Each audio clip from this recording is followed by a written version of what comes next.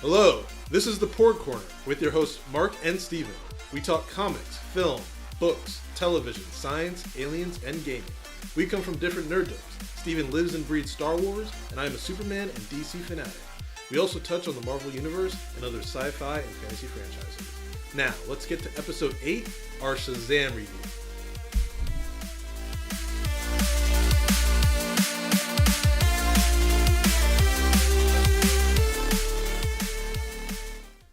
Billy Batson is a 15-year-old foster kid who has jumped from foster home to foster home for most of his life. He gets himself into hijinks and trouble regularly, and we end up meeting Billy as he's about to be placed in yet another foster home after running with the cops. Billy is placed in this foster home and is paired up with Freddie Freeman, who is his foster brother. During school, Billy stops some bullies from attacking Freddie. Because of this incident and his general heart, he is summoned by the wizard Shazam and given the wisdom of Solomon, the strength of Hercules, the stamina of Atlas, the power of Zeus, the courage of Achilles, and the speed of Mercury. The film follows Billy's adventures as he learns his new powers and accepts the mantle of Shazam. So that's a brief synopsis of Shazam. Let's get into our opinions on the film. Steven, what did you think overall? I really enjoyed it. It was a fun ride to go on. I think it had some low points. In my personal opinion, most of the world seems to really like it, so I'm just going to let that be. Okay. Well, I mean, yeah, it's right now, the critics seem to embrace it. I did really like the film. I will say this. I think we both went into the film with like high expectations based on like initial feedback and just the trailers and everything. And I will say, despite me really loving the film, it didn't quite live up to the hype that I gave it. Yeah. So I can kind of see where your disappointment may be coming from. Yeah, I had some arguments with a few friends about how great this movie was going to be, and then I walked out of our early showing of it a little more disappointed, and I couldn't face my friends to talk to them about it. Yeah, I mean, I think, again, we came out, I think, with the same mindset. Like, we were both kind of like, I guess, coming right out of the theater, like, a little bit maybe down or whatever. Yeah. Just, when something doesn't meet your high expectations, you're naturally going to be disappointed. But, I will say this. This film hit on all the points I wanted it to hit on. Yeah. After seeing the trailers, after seeing the cast, after seeing the director talk about it. Like, in that sense, it did everything right. Almost everything. It's not perfect, of course. Right, yeah. So that's our general overview. Let's kind of get into the more nitty-gritty of it. And let's start with, as we usually do, characters. Zachary Levi plays Shazam, the title character. Most people will know him from Chuck, which was a show that was on NBC for a few years. Mm-hmm. And this is his first major role in film. Asher Angel plays Billy Batson, who is a young version of Zachary Levi's character, Shazam. Jack Dylan Grazer plays Freddie Freeman, who is the foster brother in the film. He was also in the film It, which I didn't see, but I know of this because a lot of the critics were saying how this film is the second in a string of films for him that just show good acting range for this young kid, really. Yeah. And the final major character is Mark Strong, who plays Dr. Sylvania, and he is the villain, the main villain of this film, who you see in some of the previews. So let's kind of like talk about Zachary Levi a little bit and his take on Shazam and how he did. What'd you think? That was awesome because at no point did I think he was an adult. And so just watching this adult person act as a child, I was laughing the whole time he was on screen. It sounds kind of bad when you say it, but it's like then he did a good job. No, yeah, exactly. He nailed it. He nails the character. I just love how he did it. He accomplished it so well. Whenever I saw like the interviews with the director and producers, and they're saying how he was like their pick, like their number one choice, because they felt he embodies that like childlike glee so well. Yeah, that's exactly what it is. Yeah, and I mean the whole film, and I think they do a really good job of this. The director does, David Sandberg, of just really directing Zachary to show that glee throughout the film. That like this is a new experience for him, and he's a 14-year-old kid or 15, and he's like, holy crap, I have these powers. What do I do with them now? Yeah. What do I do with myself? So right. They did that really well. I also felt like Zachary Levi showed maybe more range, if you will, than I was expecting. Yeah, he plays this childlike character, but there's some darker elements to this film and some personal tragedy, if you will, not to get into spoilers at all. I feel like Zachary Levi handles that really well. The serious aspects of it. Yeah, I agree. You know, he's acting as a child who's an adult. It's, you know, the movie Big all over again. Never mind, I won't go into that. Wait, what are you gonna say? When they play the big piano. It's straight out of the movie Big. That's true. Yeah, when we were in the theater, actually, people were laughing at that when they saw it. I was like, oh my god, the big piano! It's big. That whole scene was actually just straight 80s, 90s like it was throwbacks. Perfect. It was so good. It was so good. We'll probably talk a little bit more about that scene later, but we will. But you're right. He did a great job bringing the drama element into his character, but still retaining the 15-year-old drama. Right. You know, he's a 15-year-old receiving this incredibly dramatic information, right? And he portrays it beautifully. And you know here's another element to talk about the kind of three-dimensional aspect of how he plays a character. He kind of plays a jerk at times. You know, like teenagers can be jerks at times, right? Yeah, exactly. And there's elements of this film where that shows through in Zachary Levi's performance as Shazam. And like that is such a critical element, I think, of making this a relatable character, that you don't really see that in the trailers because they're not going to show that in the trailers, you know? Yeah. And so that's a good aspect of what he brought to the table. Okay, let's transition and talk about Asher Angel, who plays the young Billy Batson. He is the 14-year-old kid. Right. So he doesn't have to play one. He is one. He is one. What did you think of his overall performance? And I thought it was really strong because he has to go through some tough times. He's a foster kid. He's, you know, trying to survive.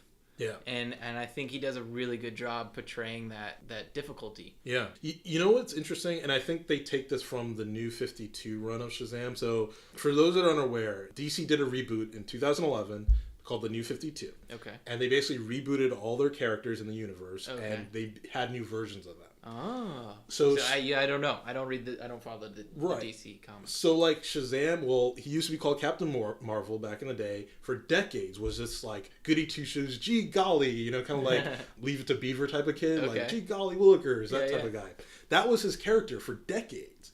He rivaled Superman and actually became more popular than Superman in like the 50s or 60s. So fast forward to New 52. They completely reinvent him. They throw that all away and they make him this kind of hard-nosed kid that's living life on the street, doesn't like anyone, is kind of a jerk. And people had mixed reactions initially, but they use that as a springboard to give him character development, to turn him into, he learns to be a good person. I can see that. This film, one reason I love it is they marry those two versions of the character so well. Yeah. So Asher Angel plays this kid who's kind of lost, a little bit of a jerk, but he's not over the top. You know, he gets into trouble with the police, as I mentioned, but it's not like he's, you know, beating people up or something. Right. You know? So there's a little bit of that gee golly in him, and there's also a little bit of the just like, you know, hard-nosed kid, street kid type of vibe.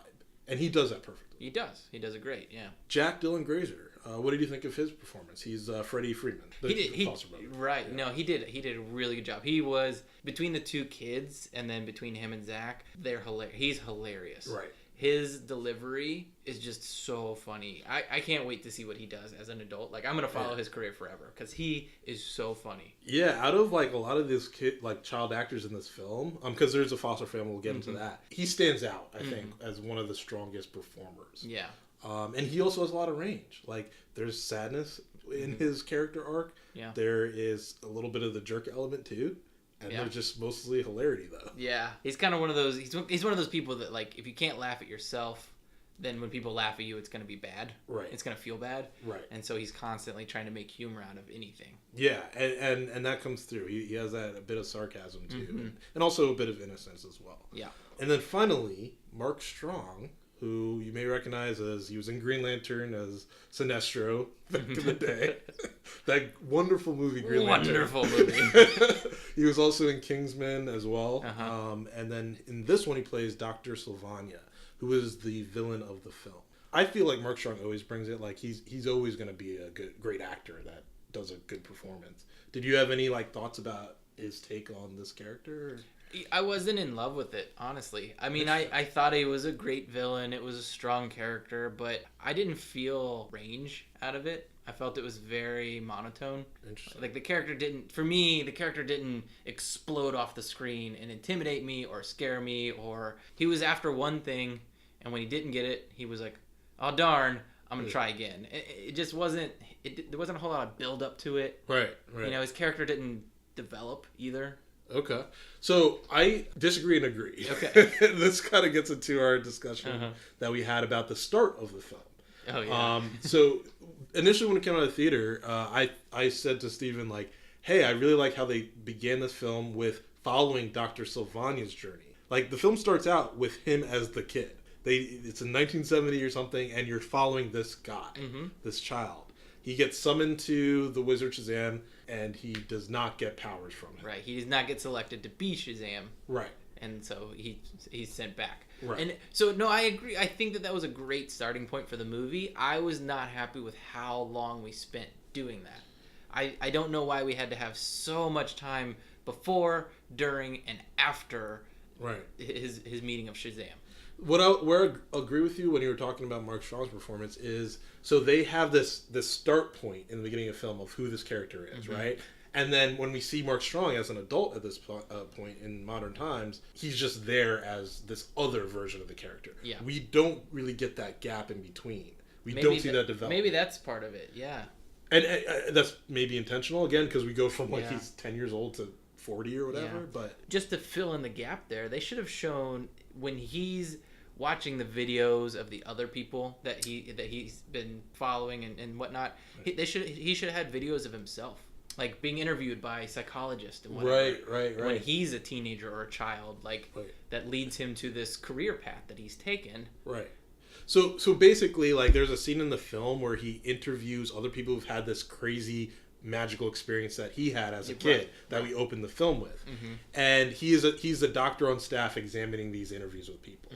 And I feel like you're right. There would be more depth to the character in those moments if we had seen him as a teenager reciting a story. No one believes him. Right. If they'd introduced it. And, like, they could have done it whether he's watching the videos of himself again, or if we were actually in the interview with the teenager, and then maybe the camera kind of goes a little fuzzy, and suddenly we're watching a TV monitor and we're not there anymore, and it switches over to today, and we see him today interviewing this other person. That would be some smooth camera work. Wouldn't that be great? I think they should have done that. That would have given him way more depth. That's true. One element that I think was handled fairly well.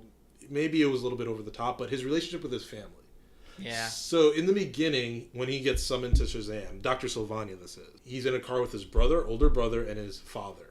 And they have disagreements. He does not get along with his father or his brother at all. Right. They bully him. His father and his brother are bullying him. Right, essentially. Like, why aren't you a man? You need to grow up and all this stuff. And that obviously affects him as a person and then as an adult. Right. What did you think of that relationship overall, like between him and his family? Did you think it was strong? Did you think it was believable? No, I think it was very believable. I think that definitely, for me, that was the better part of that intro. Yeah. That gave us the character. That gave us the development of the bad guy. I just think that they strung it along too far. I think they spent way too much time on it. Okay. Well, here's another element that ties us into kind of the rest of the film, which I liked, a theme about family.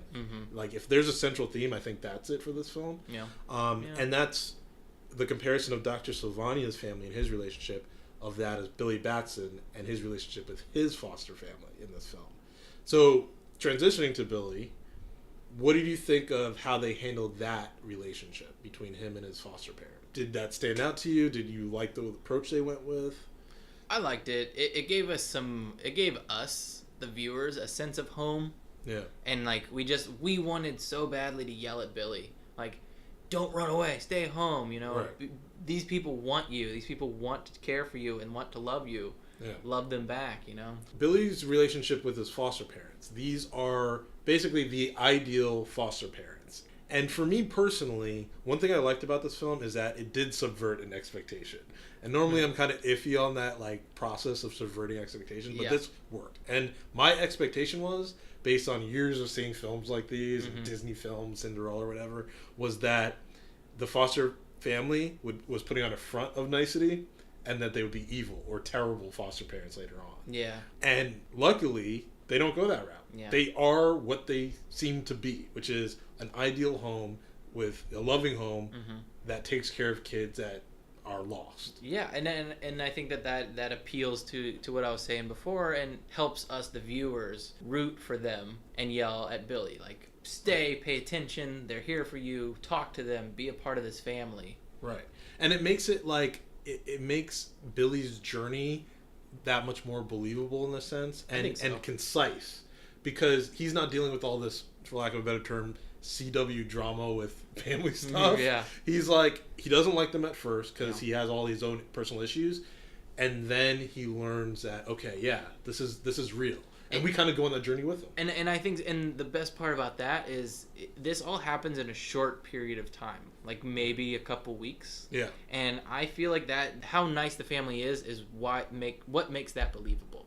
Right. Because you have to like them. You just have to be in love with the family. So there's nothing mean about them, so they don't push them away in any way. Yeah. So the short period of time is very believable in the film. And what's good about the family as well is because they are like that, and because we're rooting for them as an audience, they kind of become secondary protagonists in this film. Yeah. You know, very much Billy. So that was a strong one. Let's talk about one of the specific family members, because they're like, 5 or 6 kids, something like that, in this home, and they all become Billy's extended family. But Darla, played by a young actress, Faith Herman, she kind of steals the show. She's like, anytime she's on film, anytime she's on the screen, she just steals it. Yeah. She's adorable. She's cute. She never stops talking. Like, it's so funny to listen to her just ramble on. You know what I kept thinking when I saw this was like Annie. You know, like she's little like orphan Annie. She's little orphan Annie. Yeah. She has that vibe, that like chipper, upbeat type of outlook on life. She does. And you're always rooting for her too. You know, so I think that actress also is, given this role, I want to see her more things. I think she has a long career ahead of her. Yeah, I think so too. Yeah, relationships, those were the main ones. Oh, and the final one, which we kind of talked about, was Freddie and Billy themselves. Like, that's probably the foundational relationship of the film. Yeah. Is them sort of, essentially, Freddie kind of takes Billy under his wing. Mm-hmm. He becomes an older brother to him in one sense, and then the reverse happens. Yep. Billy takes Freddie under his wing. Yeah. Billy is kind of his protector. He's the one with the powers. Mm-hmm. But Freddie is the emotional anchor for Billy in this film.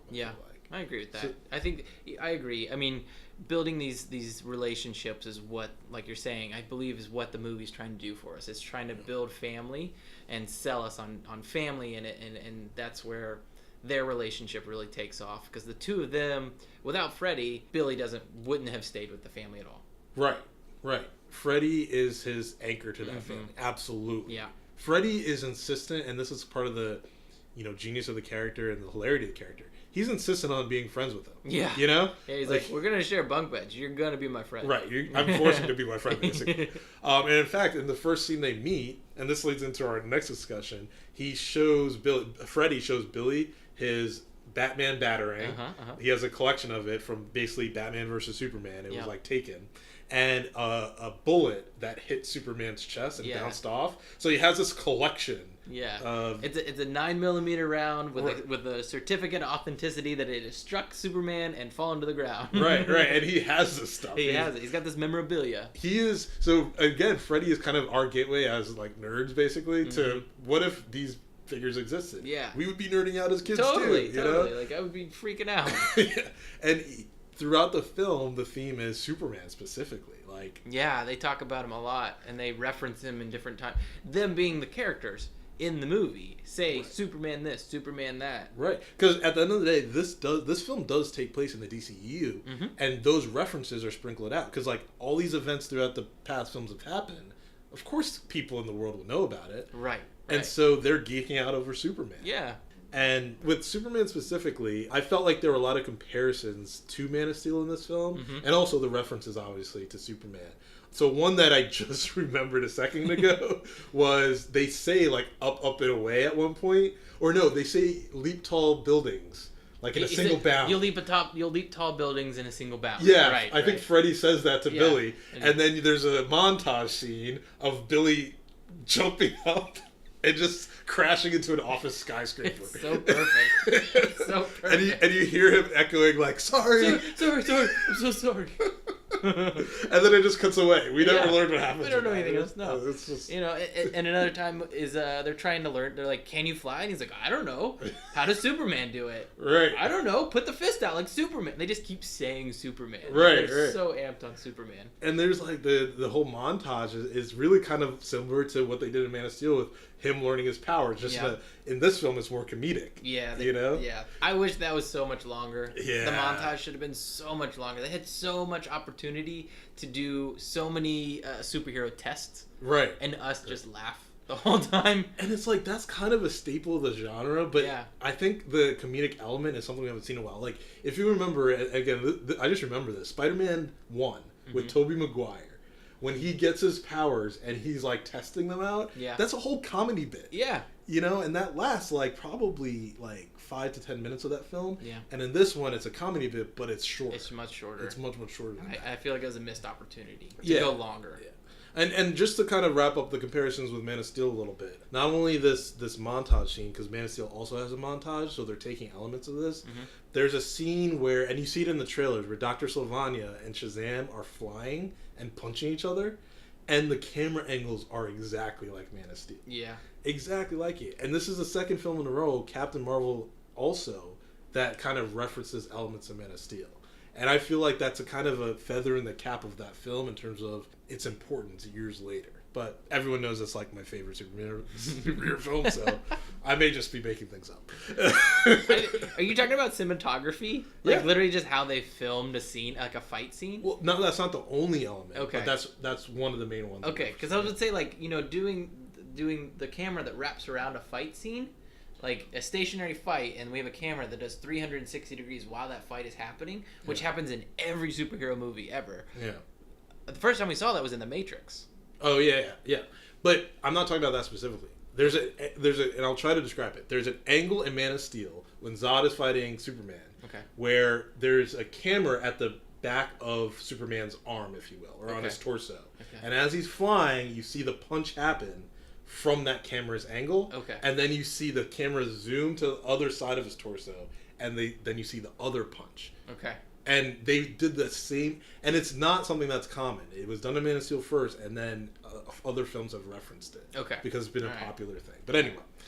I'm going to watch for that now. Enough Superman talk. No, I'm going to watch for this. I'm going to watch for this now. All right, good. So next time you see Shazam.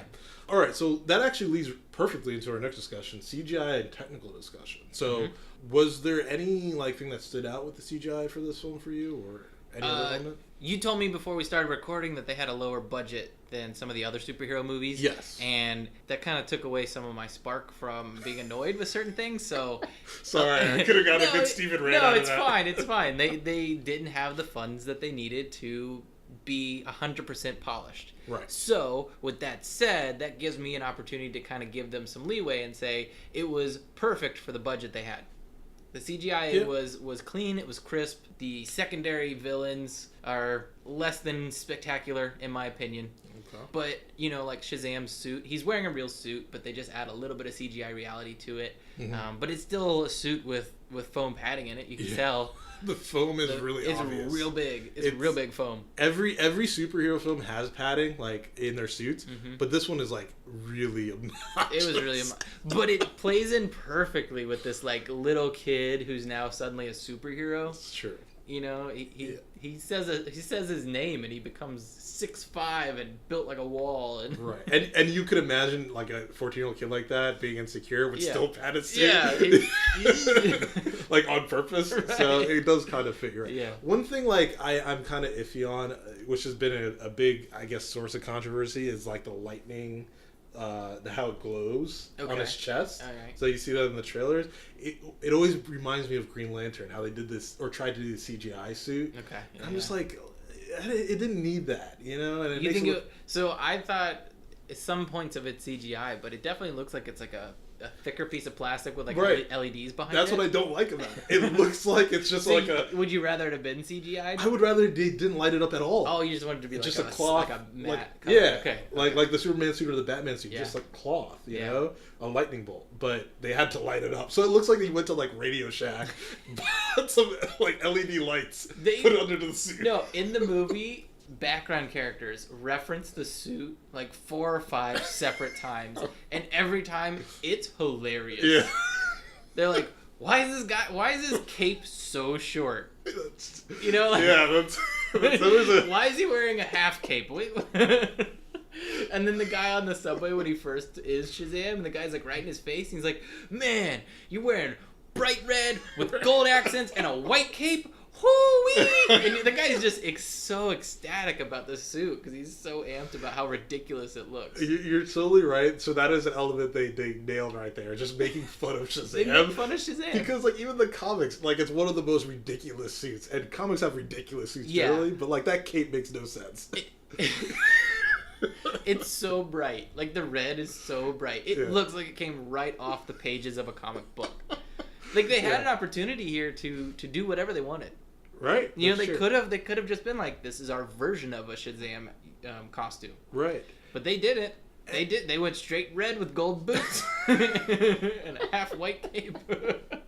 And you know what? That actually leads perfectly to another discussion, which is that suit, the brightness of it, coming straight from the comics, is such a turn from the regular DCE movie. Oh, sure. Or the other ones, the one before it. Even Aquaman, his suit was relatively dark compared to this. Yeah. So this, like, it signaled, like, a completely change from what came in the past. Yeah. Where do you think Shazam fits into the DCEU as a whole? Because you've seen most or all the movies in it. Do you feel like it's a different tone? Do you feel like it works? Can they blend it? You know, he's really funny. I don't know how well it would blend with the Justice League. Right. I know Aquaman is funny. Yeah. But his character is funny because he's kind of dark. He's dark about his humor. Yeah. This is 2 teenage boys just having a ball with the fact that that he has superpowers now, and they get Freddy's helping him learn about it and everything. So the 2 of them are just laughing their heads off. This is one. Your phone's charged. Your phone's charged. Your phone's charged. That's a great scene. Hey, what's up? I'm a superhero. What's up? Captain Sparkle Fingers. Nope, that's not my name.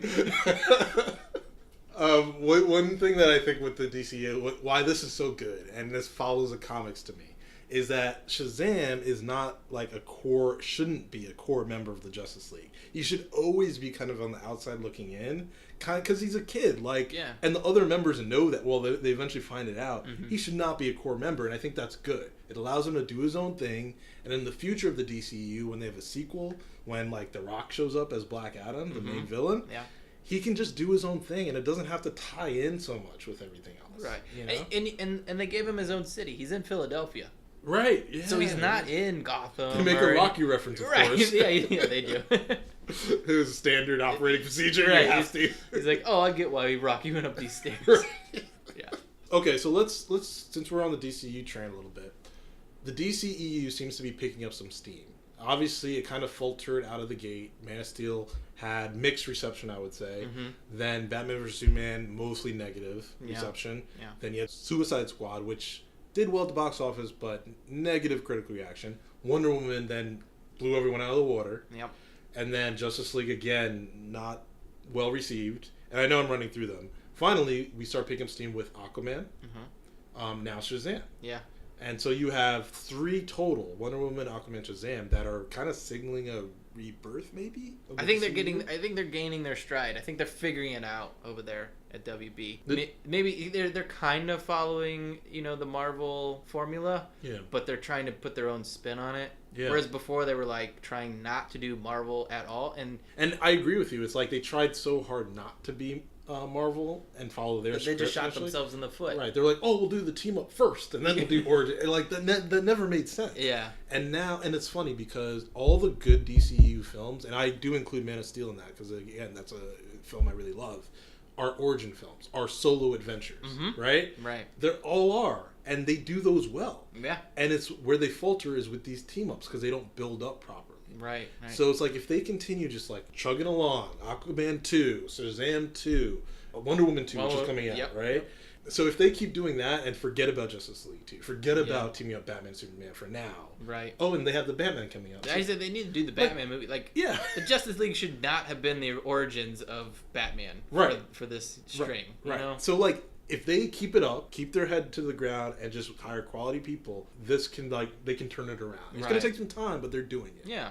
So I think overall it's a positive outlook for it. I think so. Let's wrap this discussion up. There are no box office projections that I'm aware of yet, so we'll just have to see how this does. I think it'll do well. Let's hope it does, because it's a good movie. Mm-hmm. We're going to introduce, so this is a new segment we're starting on the Porgcorner, where Steven poses some quick answer questions about a random nerdy topic he decided. So, Steven, take it away. All right. In this week's episode of the Emperor Palpatine Lightning Round, so keeping with the DCEU universe, I have picked Batman as our topic for our Lightning Round questions. Good topic. Good topic. Okay. So I'm going to ask a series of questions. We're going to shoot off our answers. Okay. Some of the questions are opinions. Some of them are factoid questions. Sure. I better know these then. Yeah. I'm trying to keep them between 5 and 10 questions every episode. Okay. For question 1, who is your favorite Batman? Oh, man, this is like the toughest question. Okay. I'm going to go with Christian Bale. I'm Batman. Where's the trigger? I'm sorry, but... Good pick. Yeah, these are good films. My favorite is Adam West. Because you can't go wrong with Adam West. Yeah, and the shark repellent spray. Yeah, that's classic. Okay, so question number 2. What's your favorite Batman gadget? Just to interrupt you, mine was shark repellent. No, it's called Bat Shark Repellent. I stole your thunder. You stole my thunder. All right, so wait, can we include vehicles in this? Sure. Okay. It's not it's not a gadget. Is that a gadget? I don't think so. I don't think vehicles are gadgets. All right, then I'm gonna go with the Batarang. I mean, the Batarang. It's boring, okay. But it's. I thought you were gonna go with grappling hook. Nah. Because without that, he just can't fly. He can't fly. Right. Oh, yeah. Yeah. I think Batarangs are cooler. I want one. Okay. Question 3. Lego Batman from the Lego Movie. Okay. What color blocks does Lego only build with? Black? For Batman? Yeah, you're right. He's quoted as saying, "I only work in black and sometimes very, very dark gray." So technically there are 2 colors. Here's a real factoid question. Sure. Question number 4. What year was Batman first appear? He appeared in Detective Comics, I don't remember the issue, 1939. I think yeah, first you nailed half it. Of 39. Yeah, 1939. Mm-hmm. Year after Superman. Yeah. Question 5. Batman is also referred to as the Caped what? Crusader. I know, that one. Okay. Question number 6.